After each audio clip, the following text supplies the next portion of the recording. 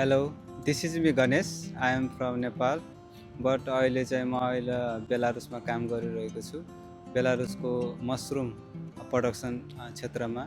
यो mushroom production क्षेत्रमा सुरक्षाका नियमहरू र यसलाई चाहिँ कसरी प्रभावकारी गराउन सकिन्छ र दक्षता गराउन सकिन्छ भन्ने कुराहरू यस भिडियोबाट देखाउन गइरहेका छौँ।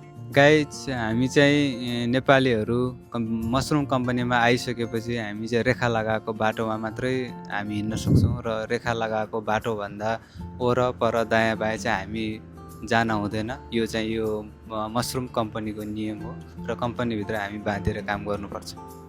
काम सुरु गर्न अगाडि हामीले सुरक्षाका कपडाहरू लगाउन नबिर्सिनुहोस् र जस्तै सुरक्षात्मक कपडा, पन्जा, टोपी लगायतका कुराहरू चाहिँ हामीले काम गर्दा लगाउनुपर्छ र सँगसँगै सरसफाइमा पनि हामीले ध्यान दिनुपर्छ र काम गरिसकेपछि आफ्नो सिफ्ट अघि र सिफ्ट पछि पनि हामी हात धुने कुराहरूलाई पनि ख्याल राख्नुपर्छ र पर्सनल हाइजिनका कुराहरूमा पनि हामीले ध्यान दिनुपर्छ।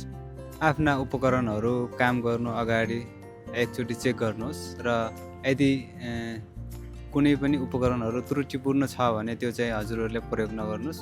यदि उपकरणहरू त्रुटिपूर्ण छ भने आफ्नो सुपरभाइजरलाई रिपोर्ट गर्नुहोस्। काम गर्ने ठाउँको भुइँमा दौडेर नहिँड, च्याउको जरा चाहिँ चिप्लो हुन्छ र यदि आवश्यक पर्यो भने आफ्नो फोरम्यानलाई बोलाउनु।